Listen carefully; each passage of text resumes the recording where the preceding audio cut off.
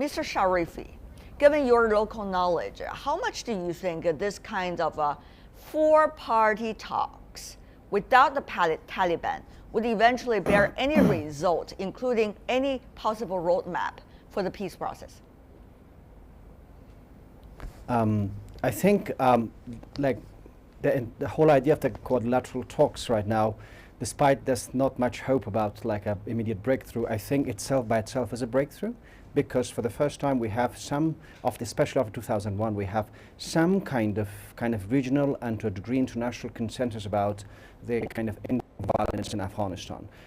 At least that's the mode in Kabul, and a lot of people think that by bringing more regional kind of powers into this issue, and especially kind of having like a more direct talks with the main supporters of the Taliban, which is Pakistan, it might lead to some sort of an understanding about the nature of the conflict in the region and the ways to address it. Right. Mr. Ye here in Beijing, talk for talk's sake, shall we regard it as progress? Yeah, it depends on, because we know just 1 month later, there's in the Istanbul Process Conference in Islamabad, they already have the four-party talks. But now, only after 1 month, there's another round. So we can say it's a progress. But if you are talking about as a peaceful negotiation for Afghanistan, we have to admit there is a major partner. They are not here. There's a Taliban. And even who is the Taliban still on the negotiation. We know the Pakistan and Afghanistan has a different opinion on who should be involved on the table, on the negotiation table. So I would like to say it's a progress, but at minimal level. Well, Mr. Semple, you have been for a number of years, studying some of the conflict regions. What do you make of the current situation, for example, with the Taliban? Since the old leader died, there is a new leader, and yet there are different factions because various factions do not want to be led by the quote-unquote the new leader. And therefore, different views about there should be peace process or not, should they participate or not. The biggest heads of the Taliban so far seem to agree that they should not. Well, those smaller factions think this might be an opportunity, they can cash in. So with the divisions within the Taliban itself, what about the four parties outside it? Are they likely to reach anything significant? It is true that we've seen 6 months of a leadership struggle inside the Taliban movement, but that struggle has not really been sort of for peace or against peace. It's been a power struggle to see who leads the movement. At the moment, the main faction inside the Taliban movement is determined to continue the war. It believes it's made progress on the battlefield in 2015. It hopes to expand its gains in 2016, and it's really not interested in peace talks. The question is, is this the assessment that the four parties will reach or not? How long will they be prepared to wait for the Taliban to come to the table? And if the Taliban don't come to the table, what will they be prepared to do to bring them there? Mr. Sharifi, therefore, with all those questions raised very importantly by Mr. Semple, what do you think might be the answers to them? Well, I mean, a lot of answers, I think, depends a lot on time, I believe.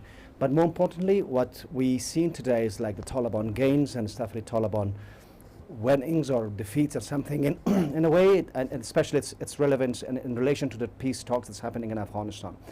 What is, at least from an Afghan side, and what is believed in Kabul, is no matter, I mean, talking with the Taliban has been something like an issue or like something on the table for quite many years.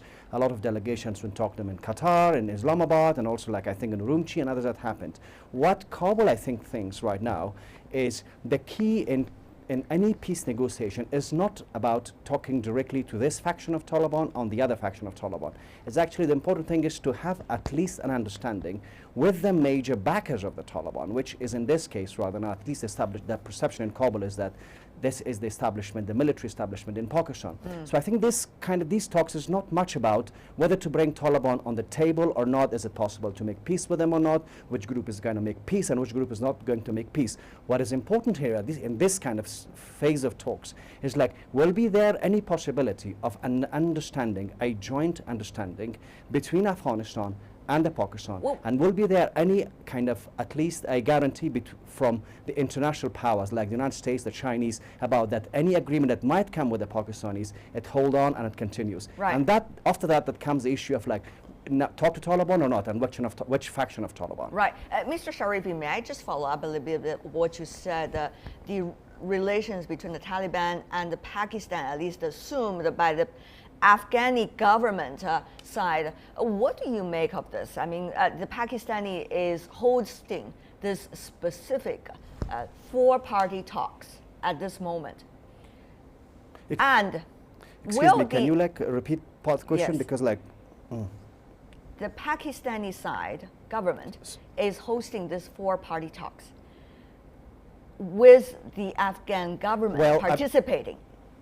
But what kind of consensus beforehand do you think that was already there for the Afghan government and the Pakistani government side or the military side to come together?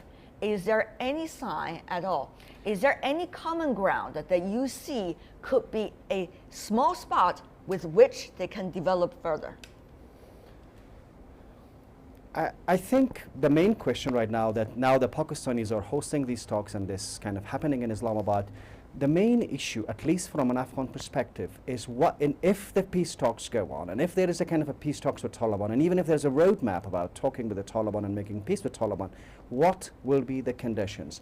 Is there any kind of understanding between the Afghan government and the Pakistan establishment about the role that that specific group of Taliban that might join the peace will play in the future of Afghanistan?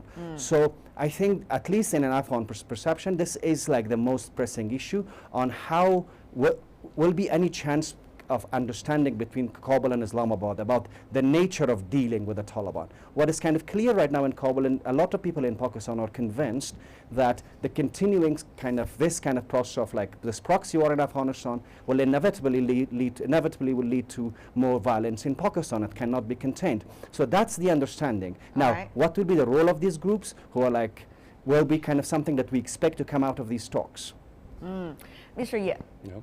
If we all, just like our friends in Kabul mentioned, that if we are assuming this peaceful talk is how to convince Pakistan to be more cooperative to seeking for the peace arrangement in Afghanistan, my answer is will be that such kind of the peace talk will be extremely difficult, because it should be the three very important neighboring and non-neighboring country who try to help Afghanistan. And now shouldn't be try to push the pressure on another country to change its policy. It's true, Afghanistan and Pakistan have very special, even difficult relations. But if it's not necessarily true, 100% true, that only the Pakistan should be responsible for all the problems, and especially for the Taliban presence in Afghanistan. Taliban is not only the proxy of Pakistan, if we can say that. All right. There's a lot of foreign countries also behind the Taliban. So if you want to solve the problem, not put all the fingers on Pakistan, it increase a lot of difficulties. Mr. Sharifi, respond. Mr. Sharifi.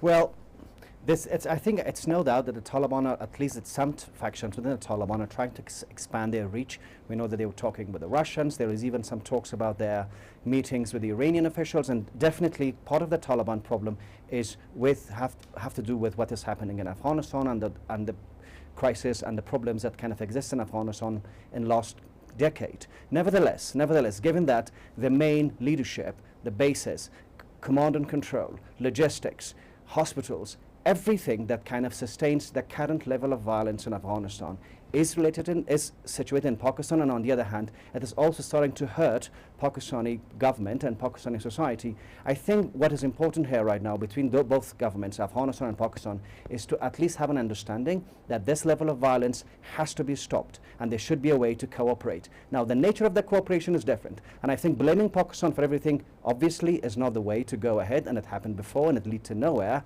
But on the other hand, kind of forgetting that all these elements that somehow make the Taliban and their allies in the region, which is Lashkar-e-Taiba, Islamic Movement of Uzbekistan, or Turkestan, the East Turkestan movement, all of them are somehow kind of supported from the bases in the border areas of Afghanistan with Pakistanis and even Pakistani inside Pakistan territories. So I think that understanding between both sides somehow will pave the road to talk about the other aspects of peace, as like how we can move ahead with that side.